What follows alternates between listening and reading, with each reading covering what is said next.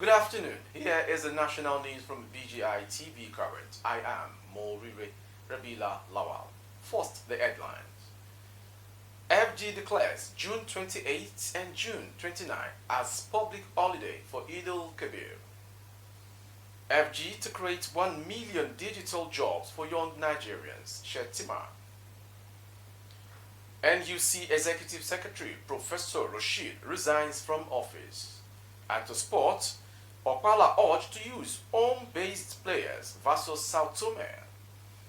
Now the news in detail. The federal government on Monday declared Wednesday, June 28 and Thursday, June 29 as Eid al-Kabir holidays. Oluwatoyin Akinlade, Permanent Secretary, Ministry of Interior, made the announcement in a signed statement. In the spirit of this special occasion, during which we commemorate the great virtues of obedience, sacrifice, and faith, as exemplified by Prophet Ibrahim, peace be unto him, Muslims and indeed all Nigerians are enjoined to make sacrifices for the growth and development of our community and our great country Nigeria, the statement reads. Akinlade expressed hope that the prayers and sacrifices that come with this great occasion and celebration will bring about peace, unity, and progress in the country. Vice President Kashim Shettima says President Bola Ahmed Tinubu-led administration plans to create 1 million jobs in the digital world. Shettima stated this on Monday when he received a delegation from the Republic of Korea, led by the Special Envoy to the President, H.E. Jang Sung-min, at the Presidential Villa. 75% of Nigerians are below the age of 35, so we are soliciting your partnership and support in digital skills training for our young people. We want to create 1 million jobs in the digital world. India earned 120 billion US dollar last year from global outsourcing, and we are in a unique position to take advantage of the opportunities in the sector. Within the skill set, we need the technology to drive the process and yours is a technology that we can embrace, he said. The Vice President also used the opportunity to reaffirm Nigeria's commitment to strengthening relations with the Korean Republic, especially in promoting trade, technology transfer, and maintaining global peace.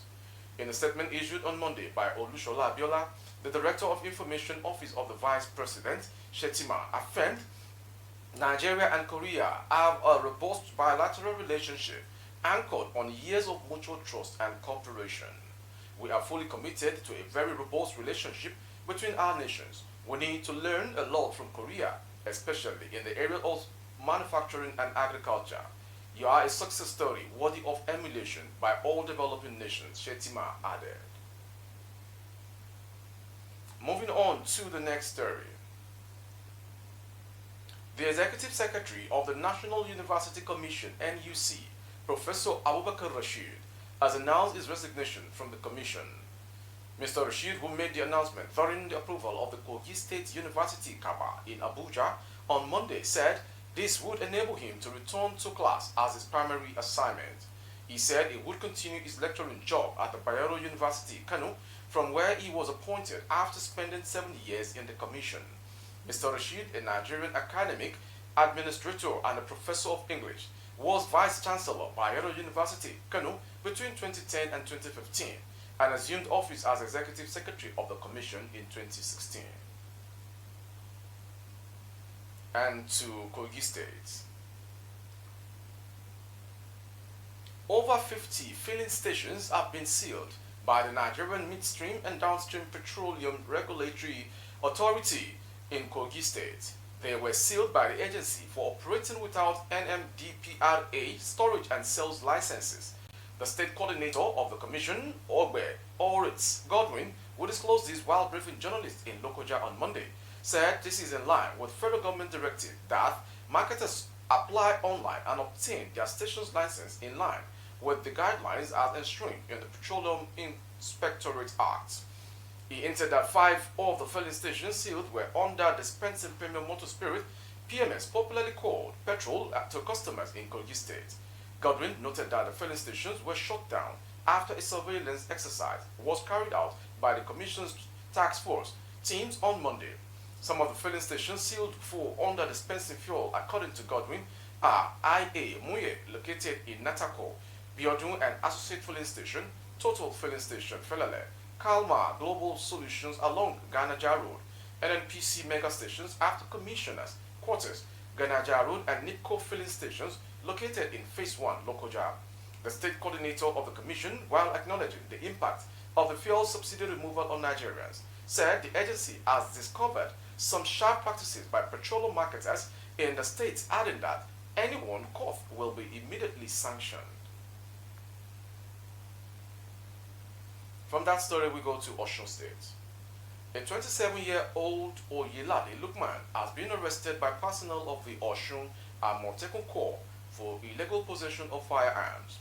Oyelade, according to the Osun Amotekun Corps Commander, Brigadier General Bashir Adewimbi, was arrested in Ajijola Nobi area, Ede, Osun State. The statement revealed that he was apprehended in the middle of the night after a complaint was lodged against him by the residents of the area, and the operatives of Amotekun swung into action and arrested him with the firearms. The firearms found in his possession are 2 locally made rifles, 1 locally made revolver with loading capacity for 7 rounds, cut-to-size barrel guns, and 1 locally made double-barrel gun cut-to-size. Adewimbi also disclosed that during interrogation, the suspect confessed to perpetrating crimes and that the firearms were kept in his possession by Taye Fumble, a notorious thug in Ede. The suspect has been handed over to the police for subsequent investigation. Moving on to the last story for the day. Former Nigeria international Sylvanus Okpala has urged Super Eagles coach Joseph Pesaro to use mainly home-based players in the final game of the 2023 AFCON qualifier against Sao Tome and Principe. The Eagles have already secured the ticket to next year's AFCON after defeating Sierra Leone 3-2 on match day 5 in Monrovia, Liberia. Up next for the Eagles is an home game against bottom side Sao Tome and Principe in the final round of the games in September. Okpala, AFCON winner in 1980, urged the Portuguese coach to use the game to try out home-based players only. I would like him to use them because I believe in them. There is no need to invite the main Super Eagles players whether the game will be played either home or away. With that sports story, we end today's national news from BGI TV Current. Before we go, some headlines. FG declares June 28-29 public holidays for Eid al-Kabir. FG to create 1 million digital jobs for young Nigerians, Shetima. And on sports, Okpala urged to use home Eagles against Sao Tome and Principe in the final AFCON qualifying match for Super Eagles of Nigeria. For more updates of our broadcast on YouTube, our handle is BGI TV Current. Kindly subscribe and click on the notification bell select option all to access all of our broadcasts. With Alawiye Adebayo, please like and follow the page. For advertisement of your goods and services, coverage of events and functions, please dial the phone number streaming on your screen. I am Morire Rebila Lawal. Good afternoon.